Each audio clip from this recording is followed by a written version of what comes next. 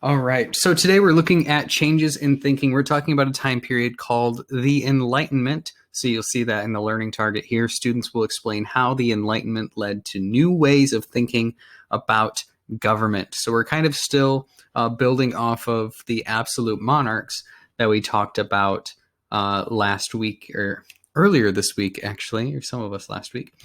So just as a bit of a review, we talked about these absolute monarchs, for example, King Louis the 14th, who controlled every aspect of government, laws, economy, military. Remember, we had listed those off together in our warm-up question. And one of those important things is that they often regulated religion by ruling through divine right. So hopefully this is a bit of a review question here as we talked about this term. But define divine right. What did that term mean here? Let's go ahead and answer that on the Pear Deck.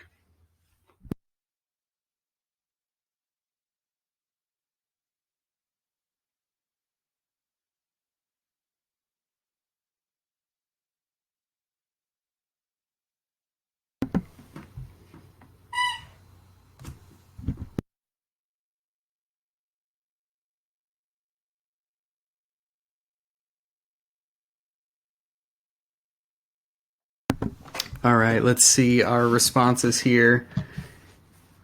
Yes, good. Power believed to be given by God. Got their power from God. Good, good, exactly. Control over everything. Power from God. Yes, exactly. Good. I'm seeing a lot of us are getting this one. Chosen by God. Exactly. Good. God-given right to rule. Yes, good. So divine right, the definition that we gave is that it's this idea that kings were chosen directly by God for their position. So God's giving them the power to rule over every aspect of their government. So when you rule with divine right, as it says there, you can't really question the power of the king, because then you would be questioning your religion. You would be questioning a decision that God supposedly made to allow the king to have so much power. So that's kind of the time period where King Louis XIV was in power. He was ruling by this divine right, and no one was going to question how much power he had, because it was this belief that he was getting his power from God directly.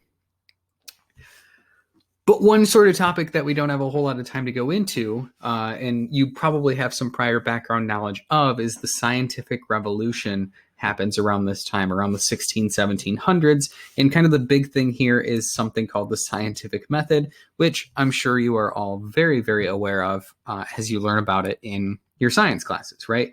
So you have these 5 steps: asking a question, developing a hypothesis, testing it, analyzing the results, and forming a conclusion.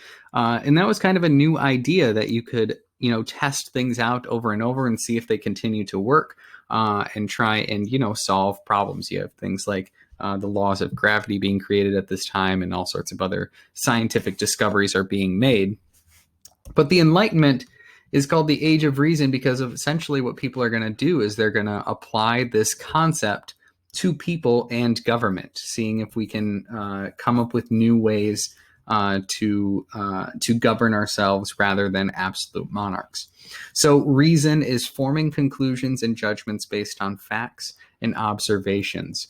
So this is something that humans do all the time, right? You can reason, you can form a conclusion about something based on what you see. It's kind of how we see the world. And so as they start to apply these sorts of ideas to government and to the way people live, we start to see new things coming about. So one of the most important Enlightenment thinkers here is a guy named Immanuel Kant.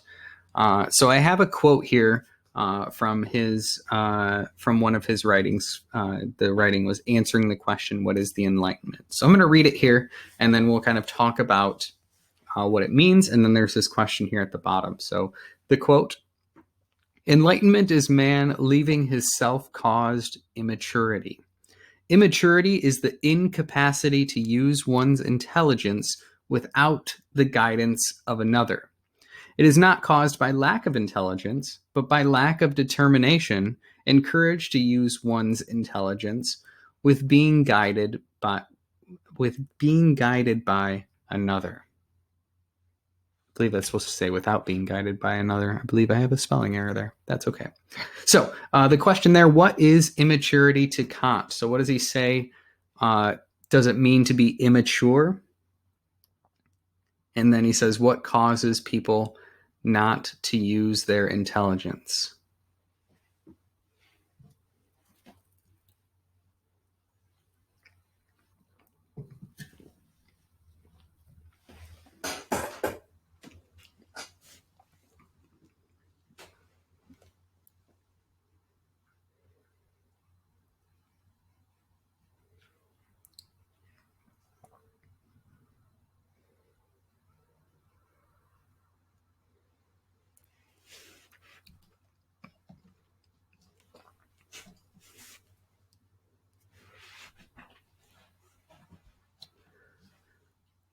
All right, let's go ahead and look at our responses here, and then we'll talk about it together. I know we have a very deep topic here to start off the morning, right? This is kind of a deep thinking one. Being dumb because you don't care, lack of determination, yeah, good.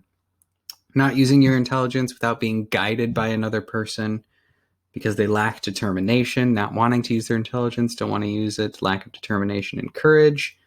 Being lazy, incapacity to use one's intelligence without guidance, lack of determination, good. Don't use intelligence because they're not guided, good.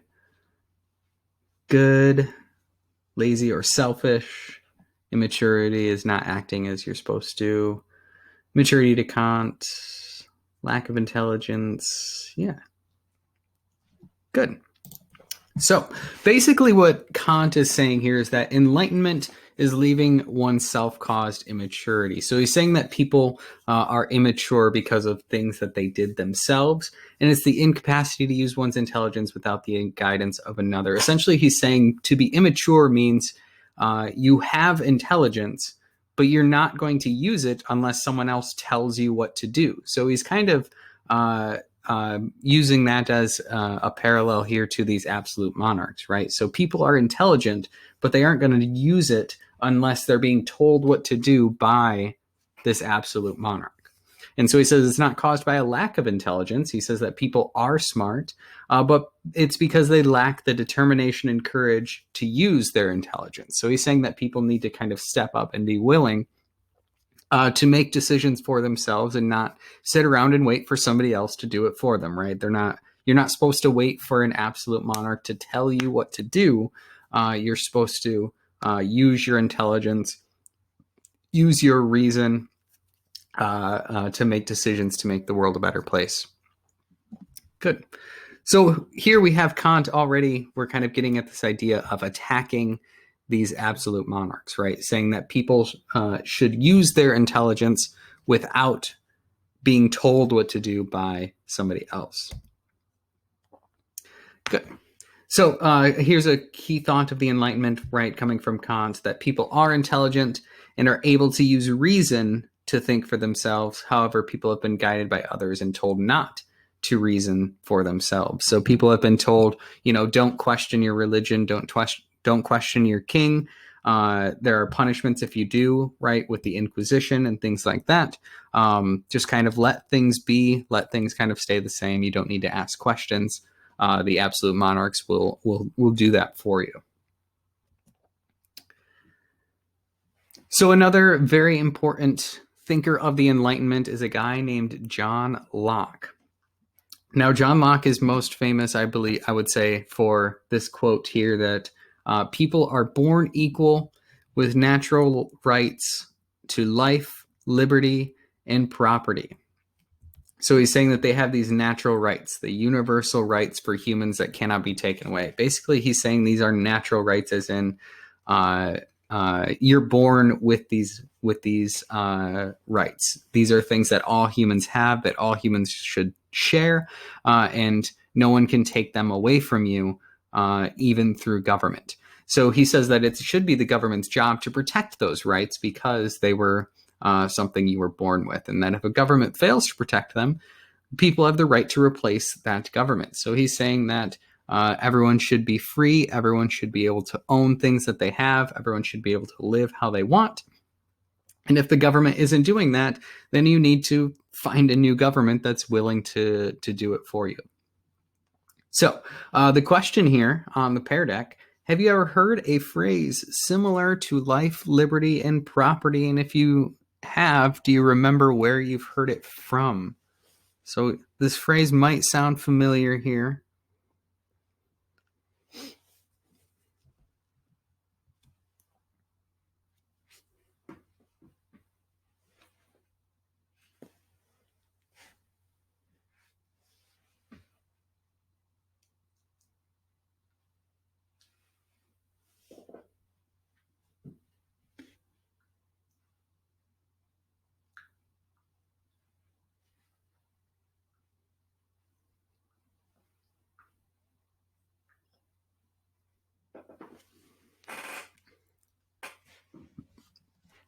All right, let's see if we remember where you might have heard a phrase similar to this from. American Constitution, Declaration of Independence, good, have not in the Constitution, something you've not heard where. SpongeBob, I think. I might be in SpongeBob. I don't know. There's probably an episode. Life, Liberty, and Justice, good. History class, Pursuit of Happiness, yes. And Social Studies last year, yes. You probably heard it last year because you did learn about the American Revolution. Good. So we are on the right track. So life, liberty, and property, you probably know it because it was written in the Declaration of Independence by Thomas Jefferson. So Thomas Jefferson repurposed this phrase. So he had clearly read John Locke before because John Locke was about 100 years before the Revolution. And so Jefferson used this phrase in the Declaration of Independence, which is, the key establishment of the United States, right? They were pushing back against this absolute monarch that they felt was being unfair. If you remember, probably learned about the American Revolution last year, they felt that they were being unfairly taxed and unfairly treated by this king across the ocean.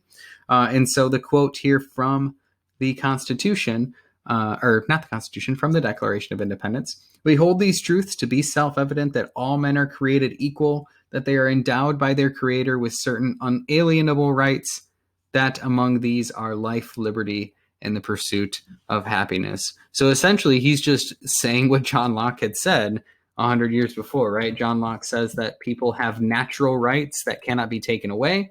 He says that, and Thomas Jefferson says, you are endowed by the Creator with certain unalienable rights. Basically the same thing, certain rights that cannot be taken away. And he says that everyone has this right to life, liberty, and he says the pursuit of happiness. Just kind of changes the term property there to something slightly different, but altogether kind of the same idea here. So we see that the Enlightenment essentially is very important to the creation of the United States. So a couple more Enlightenment philosophers here. These are both French guys, but the ideas that they came up with also are going to sound familiar when we're talking the U.S. Constitution here. First guy is Jean-Jacques Rousseau. He says that people are born naturally good, and he says that basically people will make the right decisions unless they've been taught that that they shouldn't. So he says that a corrupt society creates bad people. So he says bad environments, bad things that people go through are what cause them to do bad things. And so he says that the point of government should be to work for the benefit of the common good. Once again, the common good, an idea, the general welfare coming up in the U.S. Constitution as well. This idea that the government should help all people, not just those who are at the top, right? So also kind of attacking absolute monarchs here, right? Because absolute monarchs have all this power at the top. The government kind of works to keep them there. And he's saying that you should promote the common good, so the benefit of all people. On the right there, we have Baron de Montesquieu. And so he says that, once again, this will sound very familiar when you talk about the United States. He says that the best forms of government require separation of powers. So you have the legislative branch to create the laws, you have the executive branch to enforce and carry them out, and you have the judicial branch to interpret them. Once again, that's exactly how our U.S. Constitution was set up. The United States was kind of one of the first places in the world to really use these Enlightenment ideas in a government. So hopefully that sounds familiar. And once again, this is saying that these absolute monarchs maybe should have some of their power taken away, right? So they shouldn't have all three branches under their control. They should have somebody else check and balance their power to kind of even it out a little bit. So once again, kind of attacking absolute monarchs a little bit. So our key Enlightenment ideas here, there's 6 of them. I underlined 2 that I think are the most important here when talking about government, because we talked about reason. Number 1, reason making humans unique, and that reason can solve problems and improve humans' lives. But reason can also free people from ignorance, superstition, and unfair government. So saying that if people start to ask questions, start to use these sorts of new methods, that they can kind of free themselves from an unfair government, from an absolute monarch that might be taking those rights away from them.